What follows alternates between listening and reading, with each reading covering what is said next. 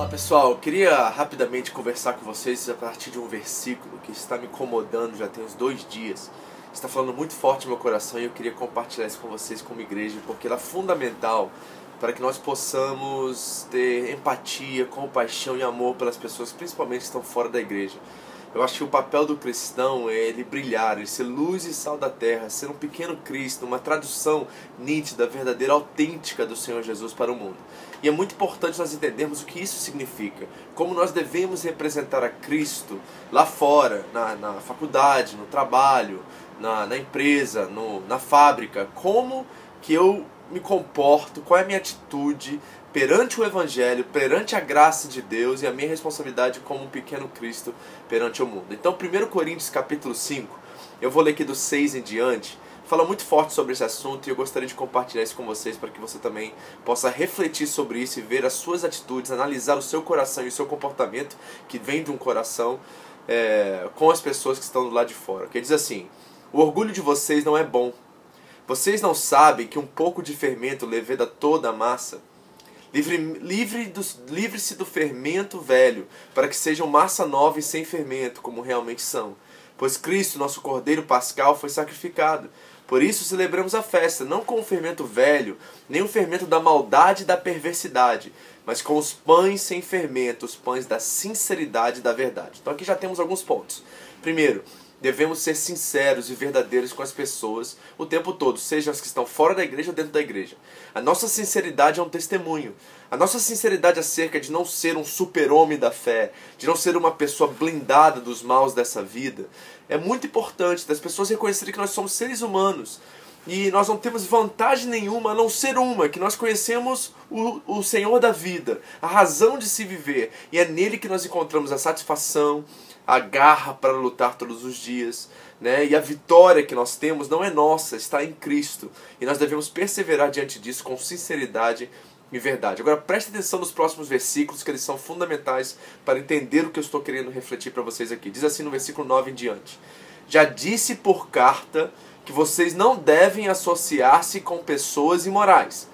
Então o apóstolo Paulo está trazendo um alerta, uma disciplina para a igreja, diz assim, pare de andar com gente que não tem nenhuma noção de moralidade, gente que faz o mal e sabe por que faz o mal e faz com propósito, com intenção. Não é gente inocente, ingênua, é gente que está fazendo a maldade, agindo contra a moralidade de Deus, contra a vontade de Deus, o caráter de Deus, e fazem isso com consciência. Afaste-se dessas pessoas. Agora, presta atenção que tipo de pessoas são essas. 10. Com isso, não me refiro aos imorais deste mundo, nem aos avarentos, aos ladrões e aos idólatras. Se fosse assim, vocês precisariam sair do mundo. Mas agora estou escrevendo que não devem associar-se com qualquer que, dizendo-se irmão, seja imoral, avarento, idólatra, caluniador, alcoólatra ou ladrão. Com tais pessoas vocês não devem nem comer. Então preste atenção. O apóstolo Paulo ele dá uma virada no jogo aqui. Fala assim, se a gente estivesse só até o versículo 10 ali mais ou menos, né? Até o 10, nós diríamos assim, graças a Deus que eu sou santo, eu sou diferente das pessoas lá fora, eu sou uma pessoa comportada, eu tenho uma moral boa, eu tenho boa índole, né? Eu obedeço os mandamentos do Senhor, eu faço tudo certinho, graças a Deus que eu não sou que nem as pessoas lá de fora. Você está lembrando de uma parábola que Jesus contou sobre um publicano e um fariseu? Publicano sendo a pior classe de pessoas daquela época, são os bandidos, traficantes. Você pode dar um monte de títulos e rótulos às pessoas que são consideradas más na nossa sociedade hoje. É o publicano e o fariseu. O publicano não conseguia nem olhar para o alto, olhava para baixo, batia no peito e dizia que não era digno nem de orar. Já o fariseu era orgulhoso e se colocava a mais do que o publicano e todas as outras pessoas. Ele jejuava, dava dízimo, fazia um monte de coisa certinha, era o santo. E Jesus diz assim, quais desses dois Deus ouviu a oração? E você sabe muito bem que a resposta foi o publicano. Agora, a reviravolta que o Paulo faz nesse versículo é fantástica. Porque o que acontece é o seguinte, no versículo 10 nós estamos pensando assim, se afaste das pessoas imorais. Nós já colocamos aqui na lista, automaticamente, que a gente é inteligente, que são aquelas pessoas lá da fábrica, do mundão, nossos amigos, ex-amigos, pessoas que nós andávamos juntos, que estão na droga, que estão na bebida, que estão na cachaça, que estão, como o Paulo diz assim, que roubam, que são avarentos, que só pensam em dinheiro, só pensam nessas coisas, que são idólatras, têm outros deuses, têm outras religiões, outras ideias. Nós já começamos a fazer a lista aqui internamente sobre quais pessoas nós estamos tentando nos afastar. Mas o Paulo dá uma reviravolta no sentido que ele diz assim, ó, eu não estou falando lá de fora. Eu não estou falando das pessoas do mundo, porque se fosse assim, Deus tinha tirado vocês do mundo. Não estou falando deles, mas eu estou falando daqueles que dizem sendo irmãos, pratiquem tais coisas. Então ele está falando para nós, é para a igreja, é para mim e para você. Nós estamos em culpa aqui.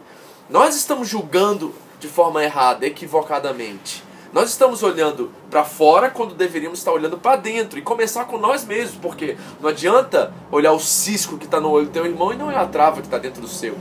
Então, a primeira pergunta, a primeira reflexão que eu quero trazer, que é muito importante, Deus tem batido nessa tecla comigo nesses últimos dias, é que nós como igreja temos uma tendência a olhar para fora quando nós deveríamos olhar para dentro e começar dentro de mim, porque eu sou hipócrita, eu sou mentiroso, eu sou ladrão, eu sou isso.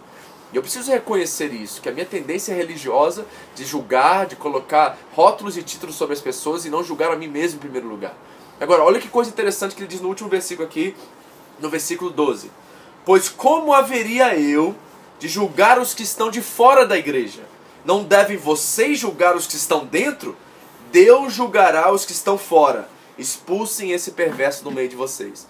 Deus julgará os que estão fora. Nós como igreja olhamos para fora, quando nós deveríamos olhar para dentro, começar por nós.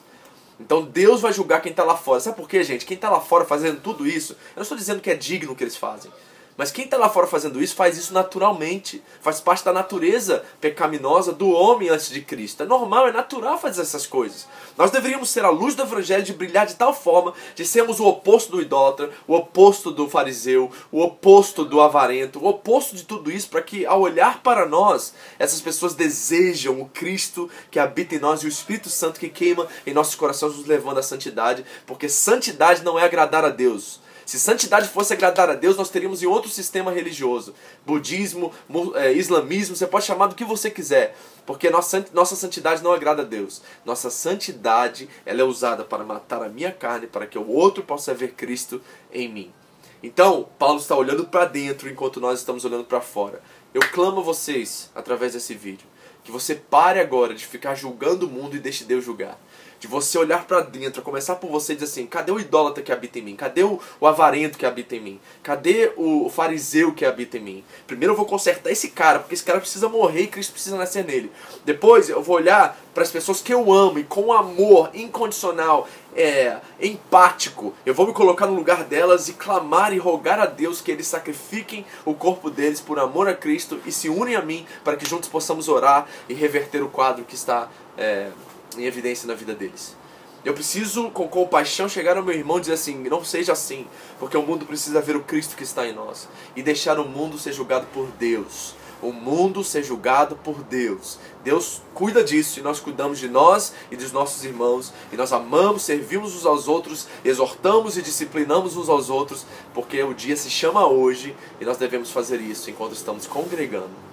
Queridos, eu só queria chamar sua atenção para isso, porque para mim é muito importante. Eu espero de todo o meu coração que você pare de apontar para fora e comece a apontar para si e depois para dentro. E que nós como igreja possamos ser luz e sal dessa terra, um brilho que ofusca toda a treva, que apaga todas as trevas e possamos verdadeiramente fazer a diferença, evangelizar esse mundo que está carente e necessitado do amor de Deus. Que Deus abençoe você com essa mensagem e que você possa tomar uma atitude diferente a partir de hoje, de olhar para si, olhar para a igreja e juntos trabalharmos para a nossa santificação, para que o mundo veja Cristo em nós. Deus te abençoe com esta palavra e que fique guardado no seu coração nessa tarde, em nome de Jesus.